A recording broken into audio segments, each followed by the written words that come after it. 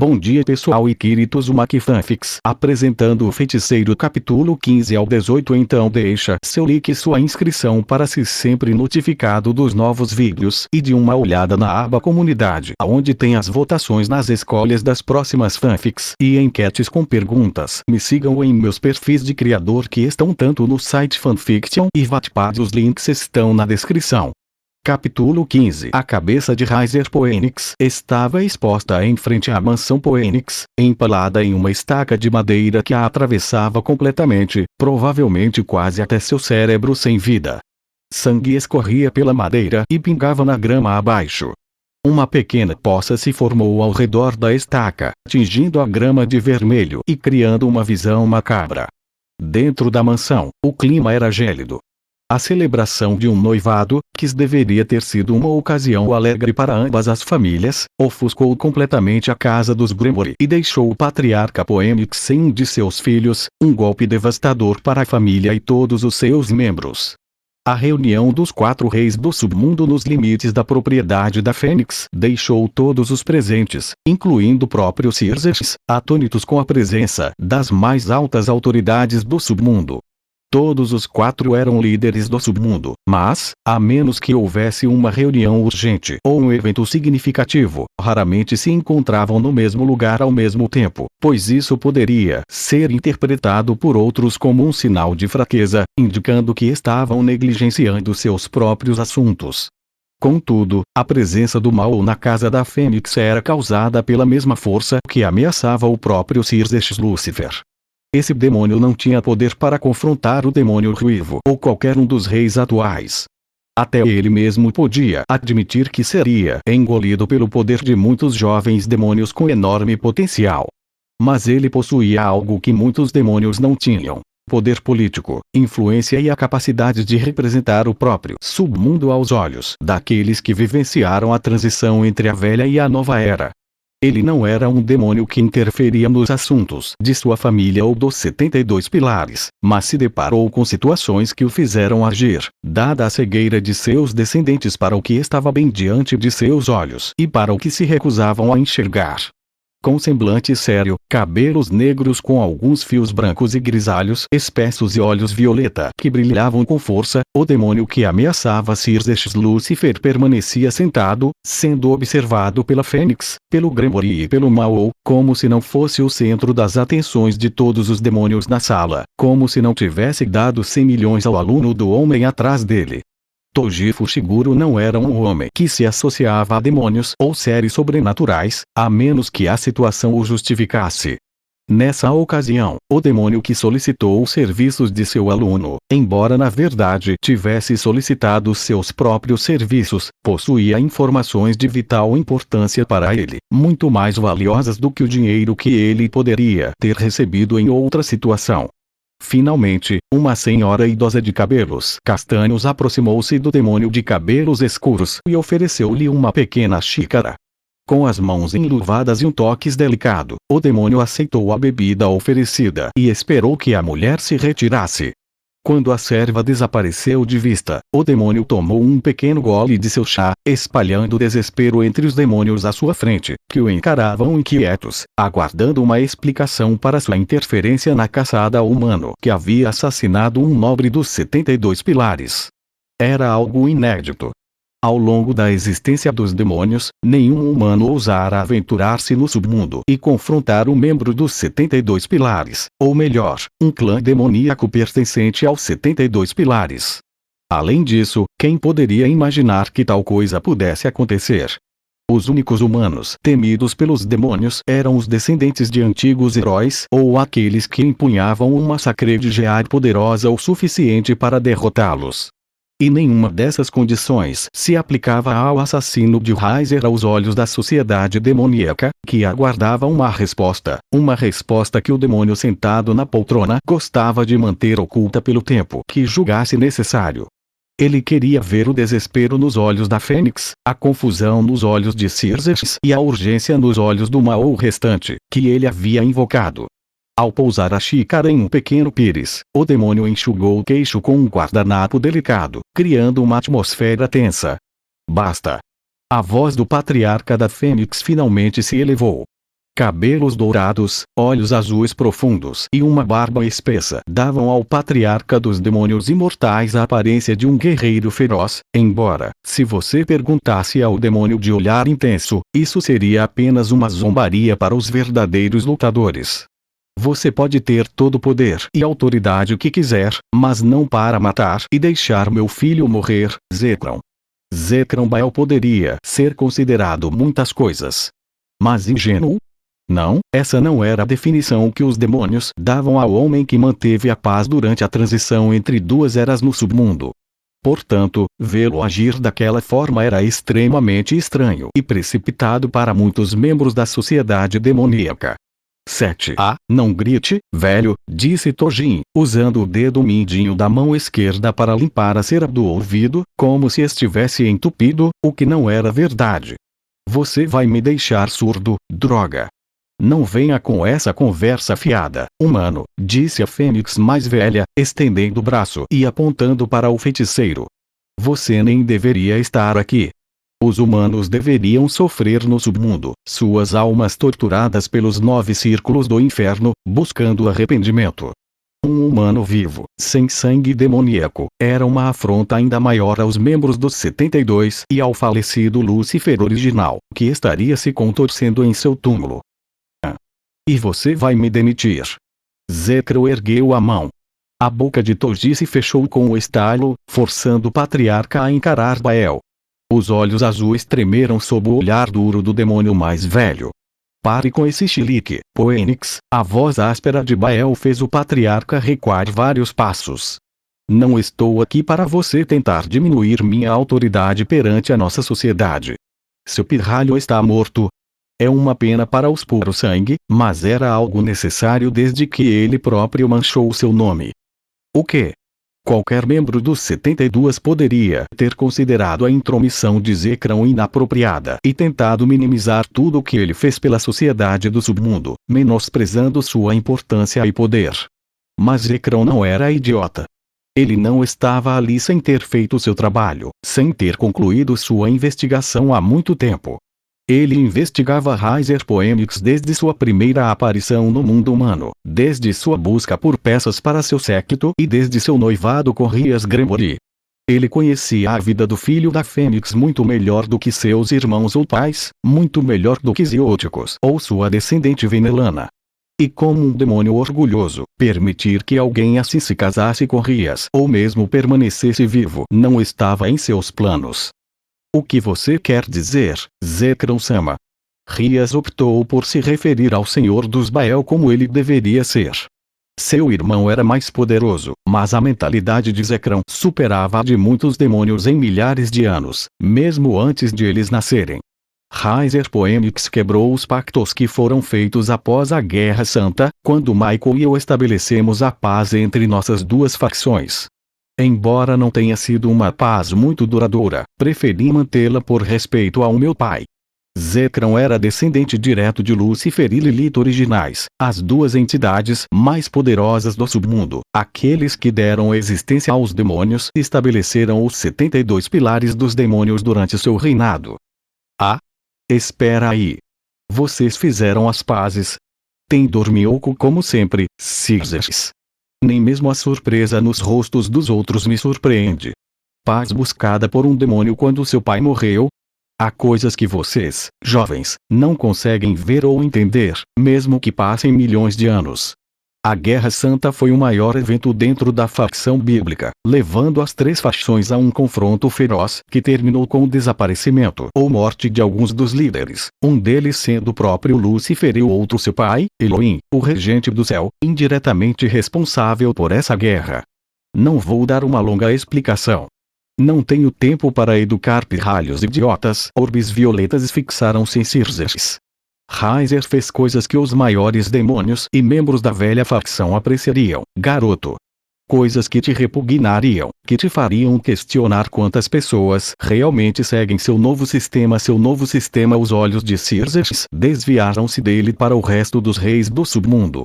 Nem todos estão felizes com o renascimento dos humanos como demônios, mesmo que te apoiem. É um jogo para adultos, e as crianças veem tudo como um mar de rosas. Já pronto, a guerra civil no submundo causou a maior mudança na sociedade infernal, uma mudança que nem todos queriam ou podiam implementar. Isso era algo que demônios antigos como Zekrom sabiam, mas demônios mais jovens como Xerxes pareciam ignorar, concentrando-se apenas nos aspectos positivos e tentando varrer todo o resto para debaixo do tapete. Heiser era um daqueles jovens demônios que preferiam os costumes antigos, que viam os humanos como meros objetos. E isso era algo que Zekrom poderia ter visto com bons olhos, em uma época anterior ao presente, uma época em que seus laços com as facções não estavam prestes a ser rompidos por forças externas. Como membro da alta sociedade, um dos descendentes diretos de Lúcifer, Zekrom priorizava o bem-estar do submundo acima dos indivíduos que o compunham e de sua sociedade, mesmo que isso incluísse membros de seu próprio sangue, como os 72 pilares. Portanto, ele não se opôs à transformação de jovens demônios nos atuais Mao e seus seguidores. Ele não se opôs ao sistema de peças malignas, que consistia na reencarnação de humanos para se tornarem escravos de demônios nobres, expandindo assim a sociedade demoníaca. E por essa razão, ele foi o benfeitor que apoiou Sonasiptri em sua jornada para derrotar Heiser. Isso é inconsistente, Zekrom. Que provas você tem para fazer uma coisa dessas, para sustentar tal afirmação? Respeito não está nos seus lábios, está. Deixa pra lá. Meu irmão Poenix sempre foi desrespeitoso com o irmão mais velho. Contudo, crianças idiotas não podem me impedir de falar a verdade. Você nem parece me conhecer. Acha que eu faria isso, sem provas, sem que fosse benéfico para o submundo?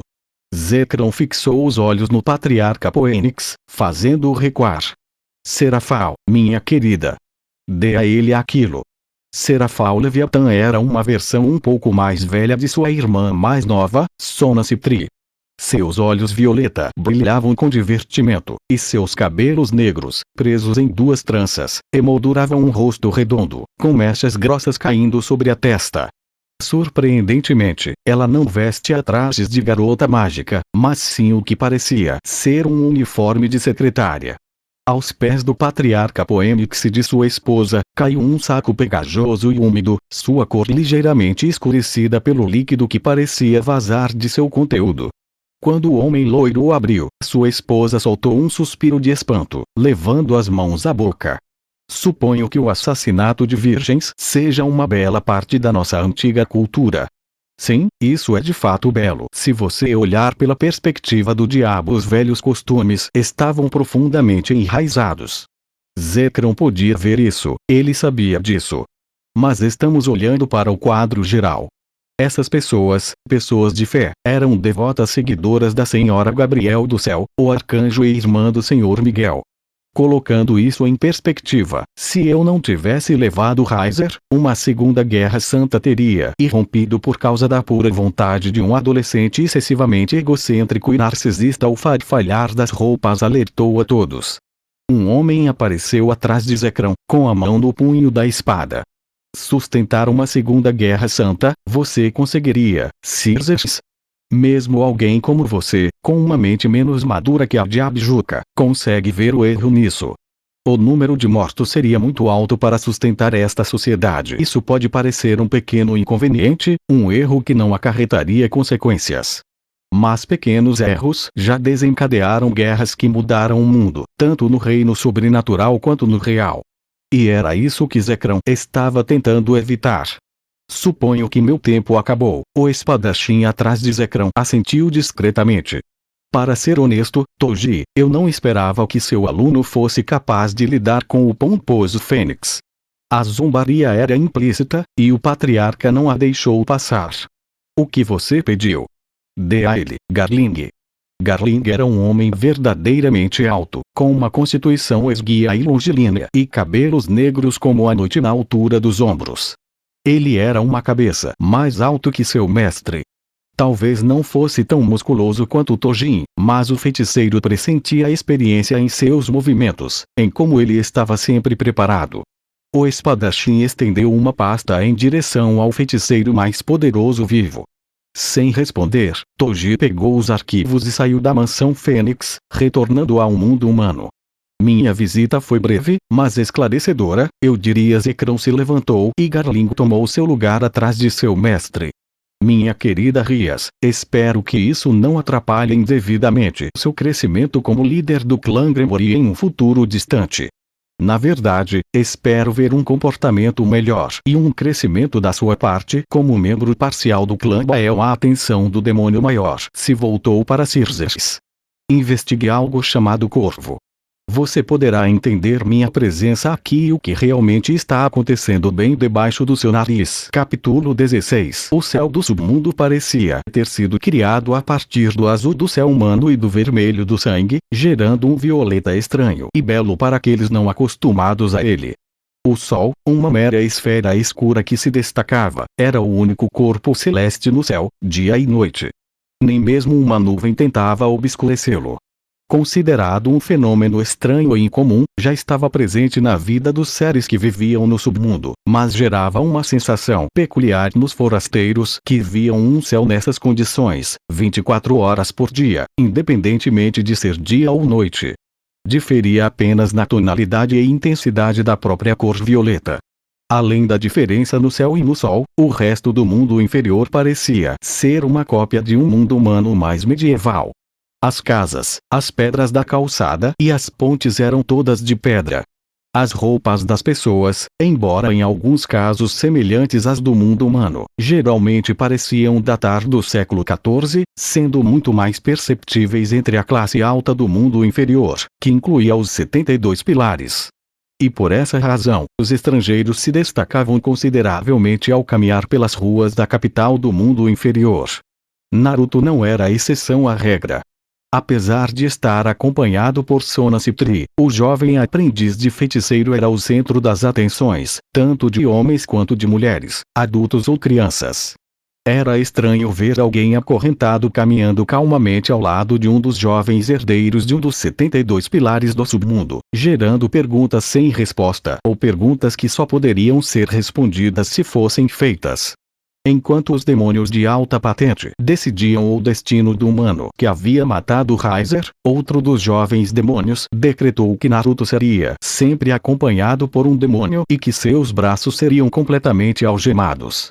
Contudo, por mais que tentassem, não conseguiam se livrar das armas do jovem Uzumaki. Elas pareciam ter desaparecido repentinamente, sem deixar rastro, e eles não viram o garoto jogá-las fora em nenhum momento em que o fizeram prisioneiro, mesmo que o próprio Zekrom tenha afirmado que ele era um convidado e que as correntes desapareceriam em minutos após terminar sua conversa com os pais da vítima. Havia escárnio e ironia na forma como Zekrom usou a palavra vítima ao se referir a Raizer Phoenix. Todos que ouviram o velho Bael prenderam a atenção e ficaram imóveis em seus assentos.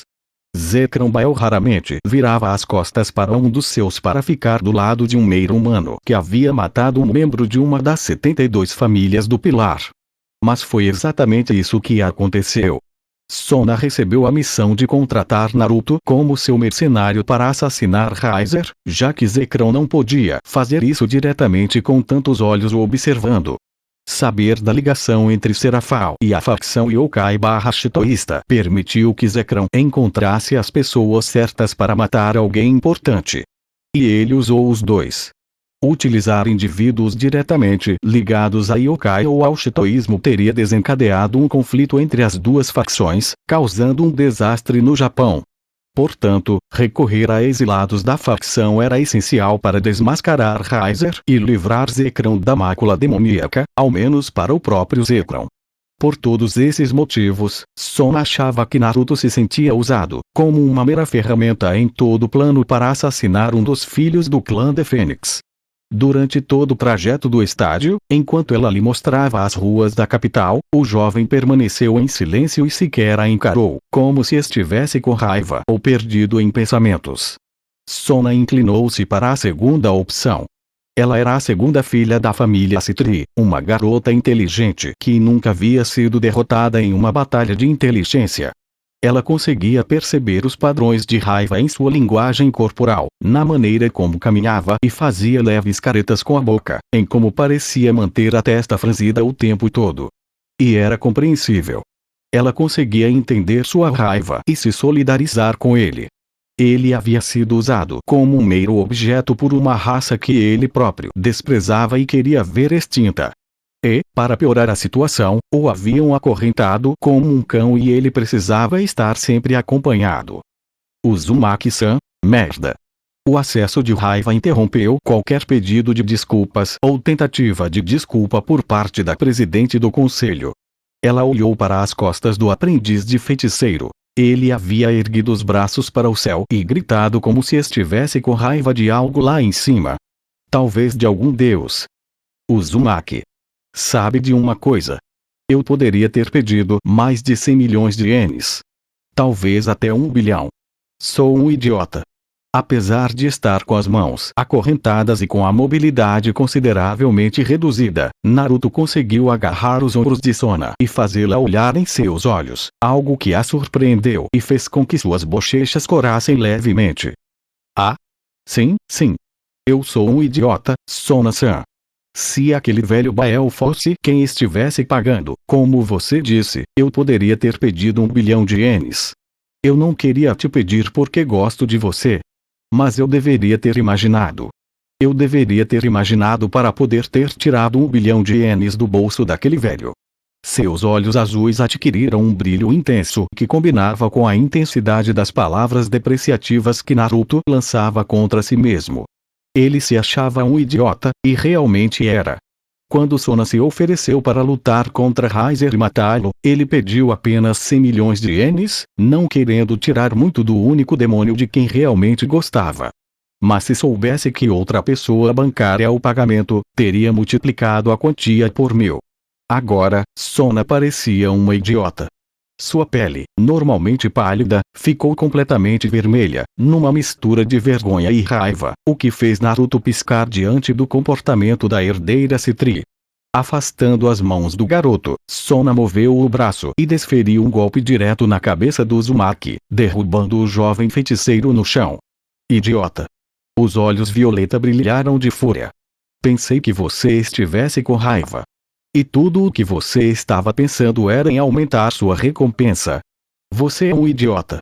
Não estou dizendo o contrário, disse o Uzumaki, levantando-se do buraco no chão, completamente ileso. Só estou dizendo que fui um idiota por não ter pedido mais dinheiro.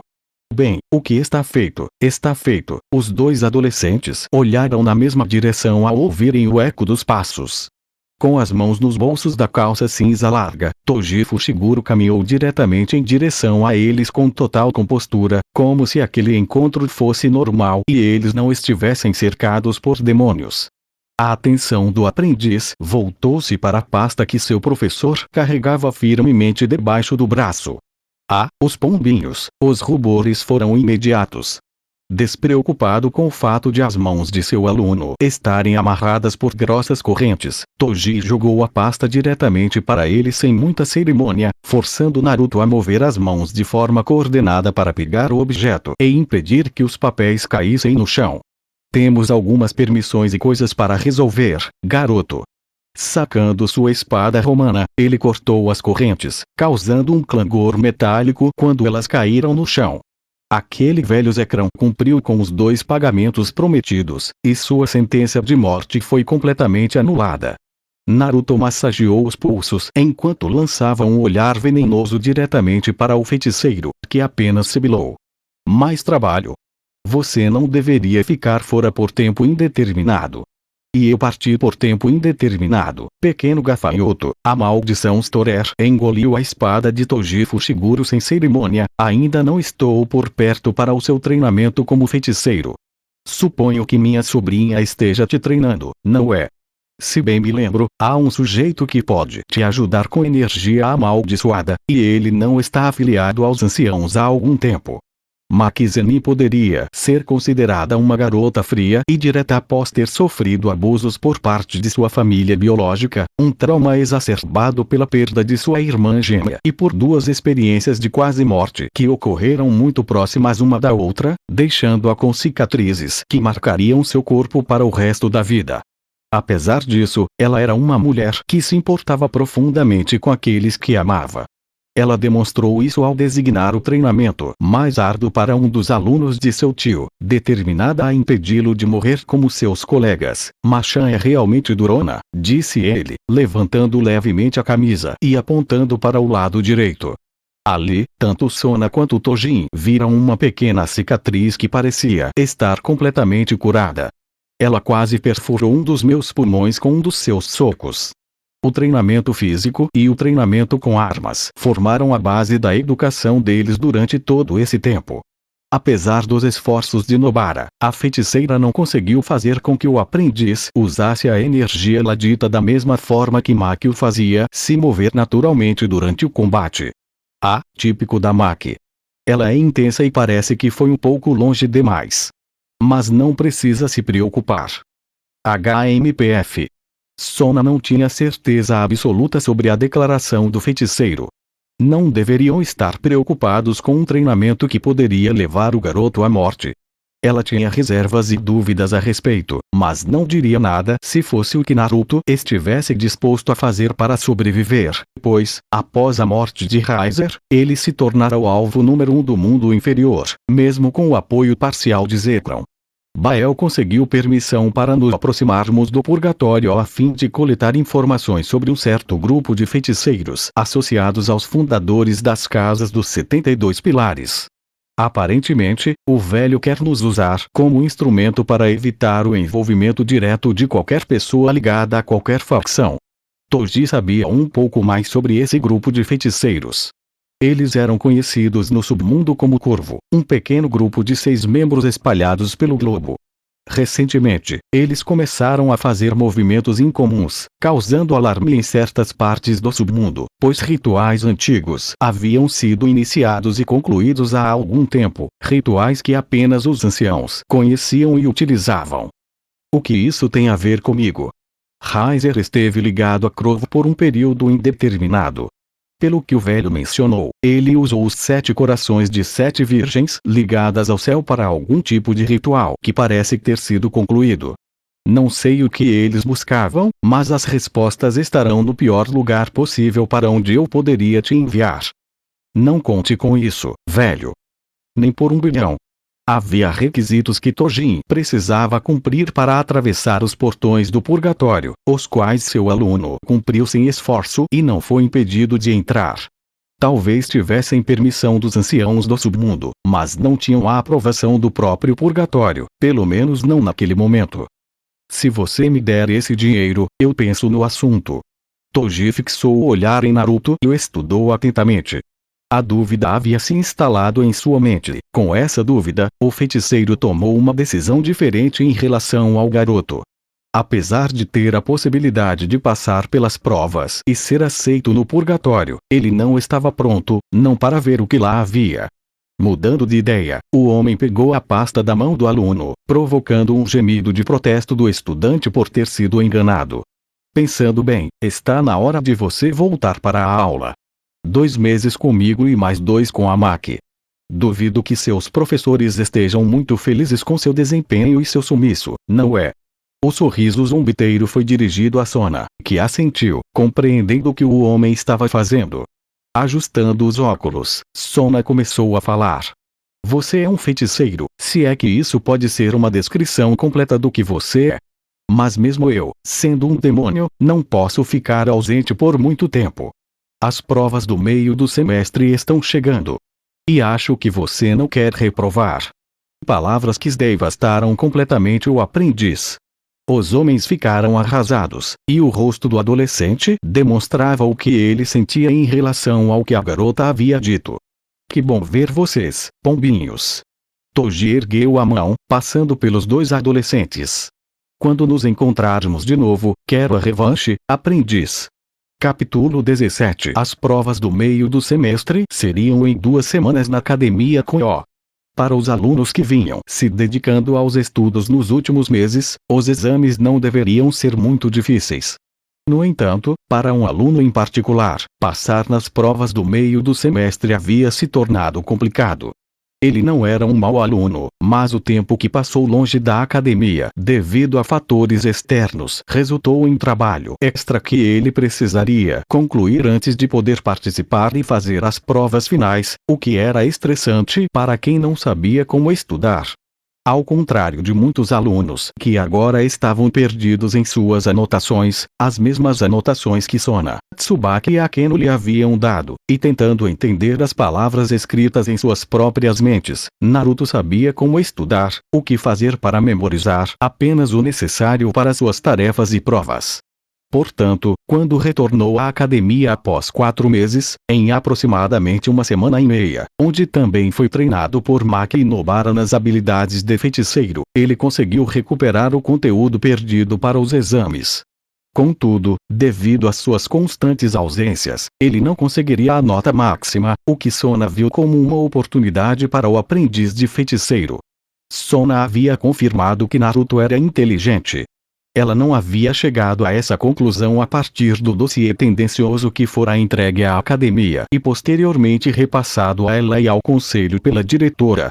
Ela havia aprendido quem Naruto era e como ele agia a cada instante. Ela lia sua linguagem corporal, observava suas interações com Rias e com todos que o cercavam nos últimos 4 meses, e testemunhava suas reações a dinheiro, jogos de azar e até mesmo a Razer Phoenix, a quem ele acabou matando.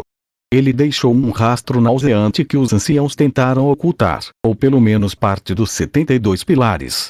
Ela ficou surpresa quando o velho, o próprio Lord Bael, a contatou diretamente, oferecendo-lhe uma quantia em dinheiro para contratar Naruto Uzumaki, o aprendiz de feiticeiro. Ele enfatizou a oferta e não pôde se opor quando lhe pediram para localizar e contratar o aprendiz de feiticeiro, o que ela fez sem muita hesitação, apresentando-lhe, por fim, a proposta feita por Bael. Foi então que Sona percebeu a inteligência de Naruto. Ele não se limitou a explorar o ego e a arrogância de Raizer, fazendo acreditar que a imortalidade da Fênix era invencível.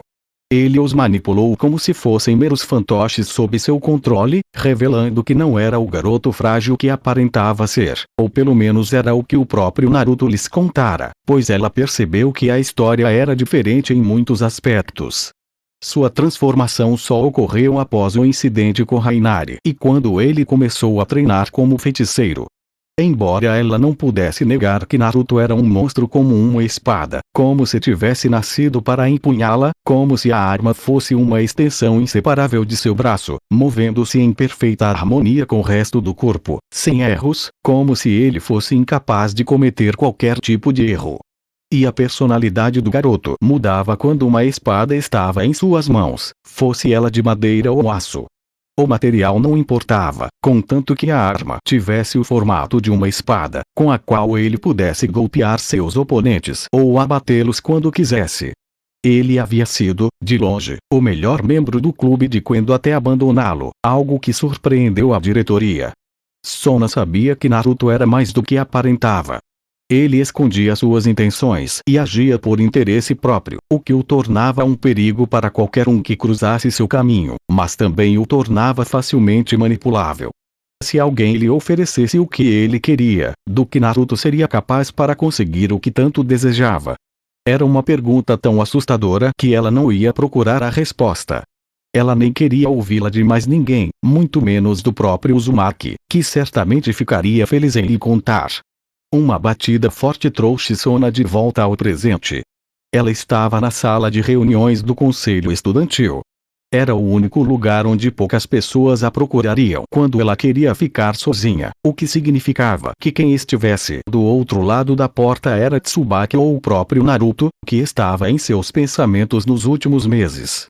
Ela pigarreou e falou calmamente enquanto deslizava a caneta pelo papel sem muita preocupação. Sendo um demônio, tudo aquilo era fácil demais para ela. Avançar. A voz surgiu num sussurro que nenhuma pessoa normal conseguiria ouvir do outro lado de uma porta a 20 metros de distância de onde o presidente estava. Mesmo assim, a porta se abriu e Tsubaki apareceu diante dos olhos violeta de Sona, que ergueu a cabeça para ver quem entrava. Vinha acompanhado do novo aluno transferido. Hoje, outro garoto estava se transferindo para a academia Koyo. Não era algo tão incomum. Diversas bolsas de estudo integrais eram oferecidas ao redor do mundo para que muitos estudantes pudessem ter acesso a uma educação melhor, como era o caso de Naruto. Aos olhos de Sona, essa era a história oficial. Atrás de Tsubaki, apareceu um jovem de 17 anos com o cabelo espetado e bem penteado, como Sona notou. Seus olhos eram azuis, sem o brilho de vida que Naruto possuía, e transmitiam uma aura um tanto apática. Ele também era alto, provavelmente mais baixo que Naruto, e muito mais magro que o espadachim. O exame oftalmológico forneceu-lhe boas informações sobre o novo aluno que acabara de chegar a Koyo com notas excelentes, sendo ele fisicamente muito diferente do seu amigo. Megumi, sem sobrenome. Sona ergueu uma das sobrancelhas ao perceber que não havia sobrenome nem nome do meio depois do primeiro, o que era muito incomum, embora tivesse acontecido em outras ocasiões das quais ela não se lembrava. Sim. Sou órfã. Nunca conheci meus pais. Nem sequer tenho certidão de nascimento, e meu nome vem de uma das freiras que cuidavam de mim no orfanato. A voz de Megumi era suave e um pouco sinistra, se você perguntasse para Sona. Combinava perfeitamente com sua aparência e atitude. Ela era a personificação do garoto emo, algo que não fazia muito esforço para esconder. Deve ter sido assim mesmo. Pelo menos, essa foi a impressão de Sona. Bem, não importa, Megumi-san, uma sensação estranha passou por Sona. Ela geralmente não usava nomes, a menos que gostasse das pessoas. Vou designar um tutor e um quarto para você em um novo complexo estudantil. Seu tutor dormirá no quarto ao lado do seu. Por enquanto, vocês serão as únicas lá. Quando Naruto contou a ela sobre o ataque de feiticeiros que queriam sua cabeça, Sona e sua irmã trabalharam juntas para obter as permissões e os recursos necessários para criar um lugar melhor para os alunos, instalando barreiras, sensores e permissões de entrada para que apenas os alunos pudessem entrar. O Naruto-kun está a caminho. Eu vim na biblioteca preparando alguns trabalhos novos e revisando para a prova daqui a algumas semanas. Acho que ele não vai demorar muito, se você me perguntar. A época de provas intermediárias manteve os alunos focados nos exames, especialmente aqueles do terceiro ano que almejavam uma bolsa de estudos para uma universidade de prestígio, mesmo que isso significasse transferência. Naruto havia demonstrado vontade de estudar e continuar se desenvolvendo academicamente, o que deixou Sona feliz pelo amigo. Seu tutor será um aluno da sua turma e série, Naruto Uzumaki.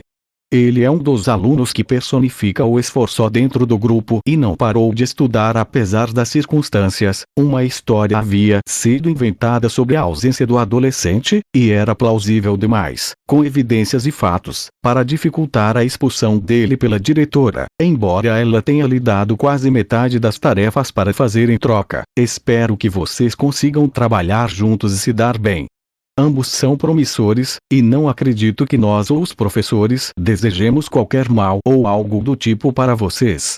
Sona avaliava as reações de Megumi, esperando alguma resposta. Mas o garoto permanecia em silêncio, encarando-a fixamente, quase sem piscar ou respirar.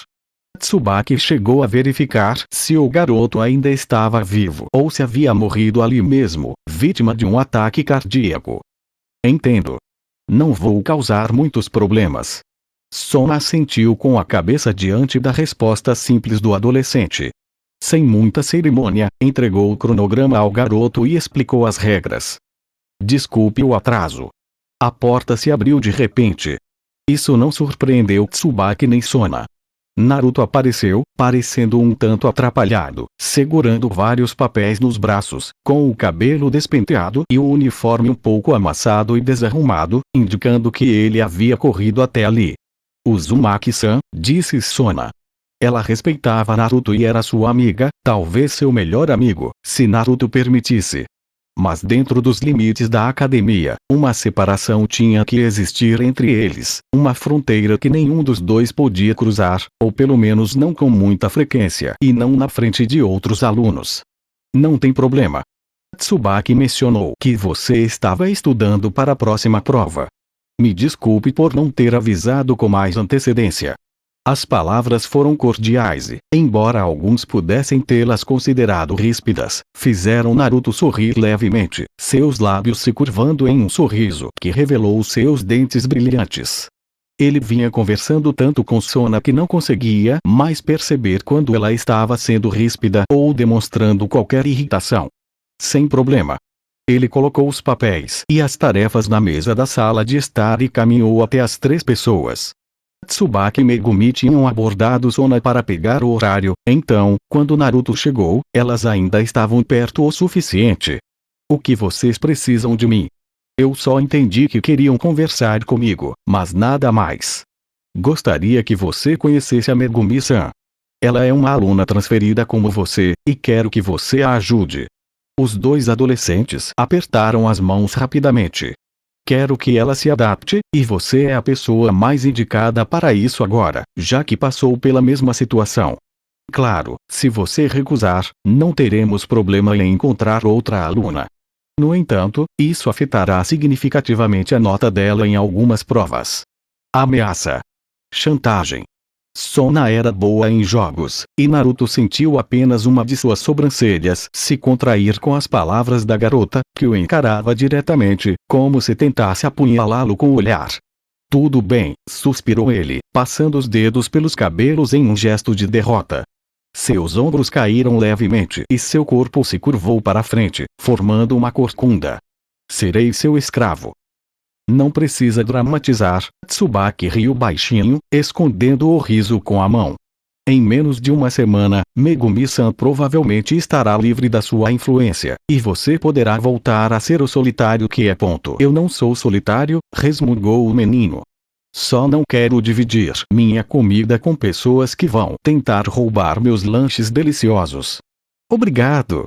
Uma vida escolar normal e adequada. Naruto não ia ter isso. Ele não precisava disso. Nem precisava que seus colegas lhe pedissem dinheiro, chiclete ou comida. Com um suspiro, Sona falou. Isso é o melhor que podemos lhe oferecer agora, Megumi. Se você perceber que Uzumaki-san não está cumprindo os requisitos do programa de assistente, pode denunciá-lo e ele será removido. Sim, eu vou. Megumi estava falando sério. Ambas as garotas sentiram que a resposta do adolescente foi concisa e direta, mas carregada de seriedade, como a de alguém que realmente faria o que dizia. Ótimo. Com isso, vocês 2 podem sair desta sala. Obrigada por virem, e espero que este seja o seu lugar, Megumi-san. Megumi assentiu com a cabeça em resposta às palavras do presidente e dirigiu-se para a saída.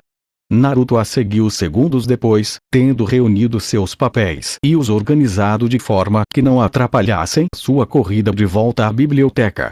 Naruto colocou os papéis debaixo do braço esquerdo.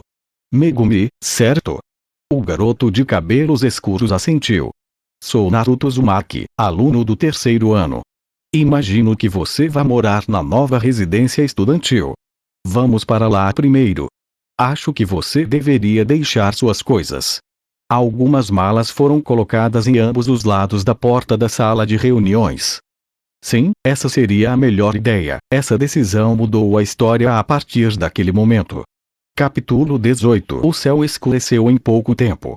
Nuvens densas e escuras cobriram o firmamento, impedindo que os raios do sol penetrassem. Relâmpagos eram a única luz visível para as pessoas que corriam pelas ruas pouco povoadas de Ko, a maioria estudantes que haviam saído da academia para voltar para casa e foram pegos de surpresa pela tempestade repentina.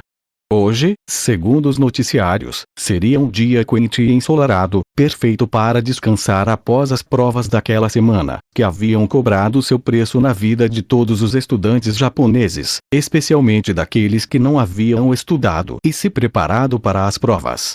Era sexta-feira da última semana de provas parciais. As mentes estavam exaustas, os alunos, cansados. E estava chovendo? Parecia que nem sequer conseguiam descansar um pouco depois de se dedicarem tanto às provas, e Deus os estava amaldiçoando por algo que não tinham terminado. Embora alguns pudessem achar o dia perfeito, especialmente os amantes da chuva. Era um dia perfeito para estar em casa, com uma xícara de café na mão, um cobertor sobre as pernas, lendo um livro. Era isso que Sona ia fazer. Naruto, por outro lado, tinha outros planos.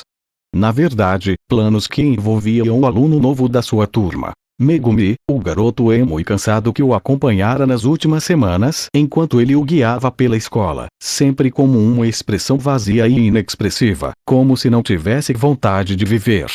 Será que alguém poderia ser assim? Naruto não fazia ideia, mas Megumi certamente era um pessimista, embora incrivelmente gentil. Ele tinha certos ideais de justiça que o faziam parecer um herói sombrio, embora não fosse do tipo que desconsideraria as tentativas dela de salvar o máximo de pessoas possível, algo muito louvável, na opinião dele. Mas, claro, ele teria que ser pago por isso. Naquele dia, os dois adolescentes iriam ao fliperama. Surpreendentemente, Megumi concordou, o que era incomum para o garoto de cabelos escuros. Mas eles não podiam perder a oportunidade, e como nem Maki nem Nobara o treinariam naquele dia, Naruto tinha uma tarde excepcionalmente livre, o que era bastante estranho. Quando é que eles dois pararam de me treinar?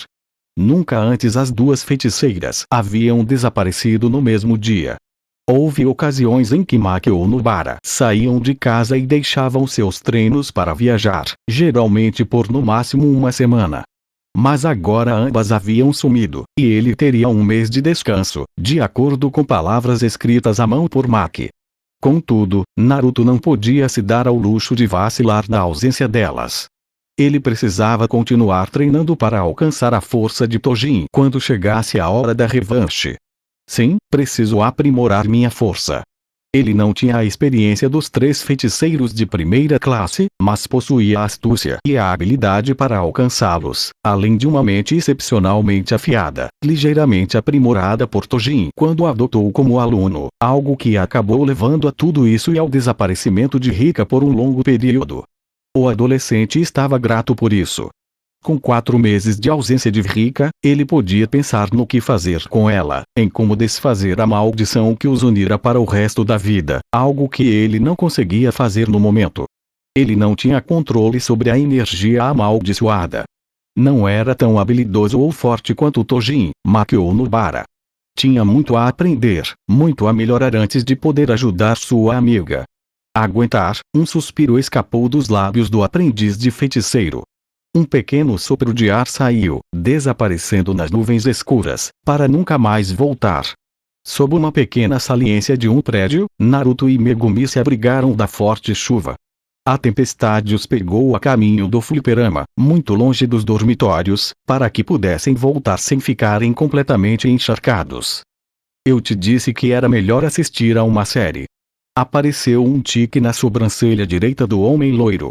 Ah, cala a boca. A resposta irritada chegou aos ouvidos de Megumi, que fez uma careta de leve deboche contra a aprendiz. Como eu ia saber que ia chover? Era para estar um tempo bom.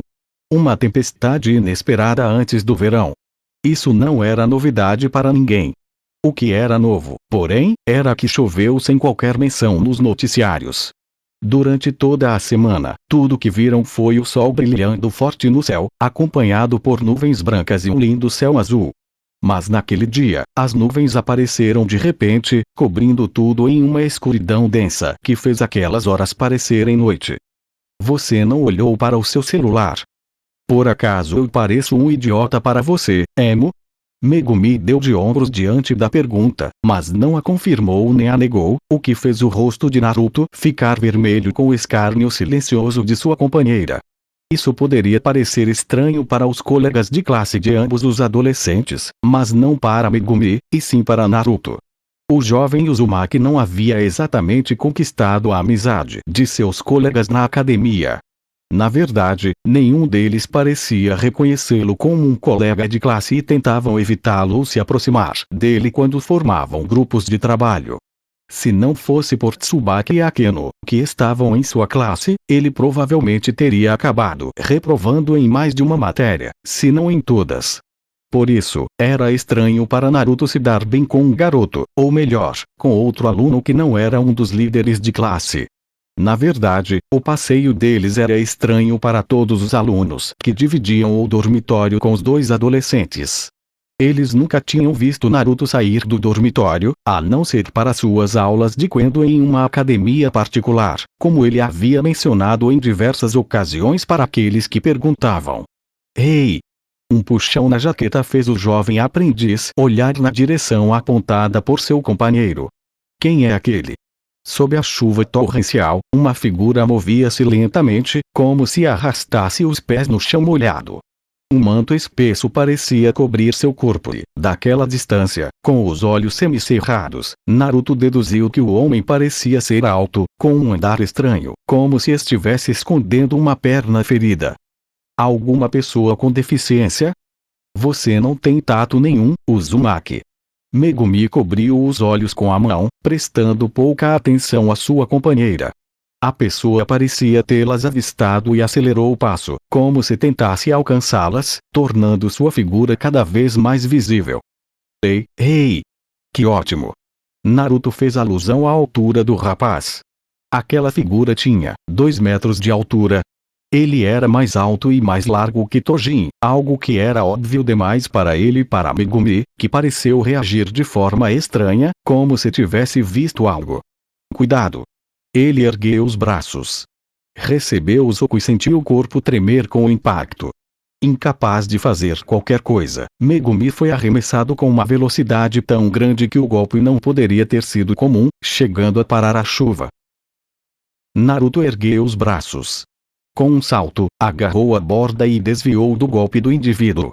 Agachado acima dele, pôde ver o braço não parar e o punho estilhaçar a parede numa explosão de fragmentos de concreto. Megumi. Ele não é um feiticeiro, demônio ou anjo. Ele vai morrer se eu não o ajudar agora. Pensar nisso era fácil. Fazer, porém, era bem diferente, principalmente quando as mãos daquele indivíduo rasgaram a plataforma onde ele estava, agarraram seus tornozelos e o jogaram no chão.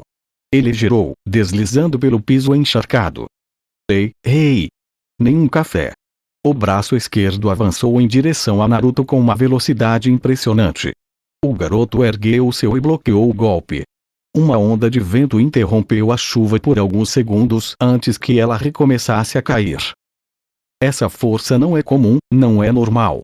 Nem mesmo a Fênix possuía essa força imensa. Concentrado no primeiro golpe, ele não conseguiu evitar o segundo, que veio rápido e o atingiu em cheio no rosto, fazendo cambalear levemente e sentindo o sangue escorrer pelo lábio superior. Ao menos você poderia ter se apresentado, seu idiota gigante. Com uma mão imensa para os padrões humanos, a figura removeu o manto que cobria seu corpo e rosto, revelando um imenso monstro de aparência humanoide com pele vermelha e uma cabeça semelhante à de um polvo. Meu nome é Dagon, feiticeiro, disse ele, balançando o braço, agarrando o rosto de Naruto e arremessando o garoto contra a parede sem hesitar, fazendo a estrutura tremer.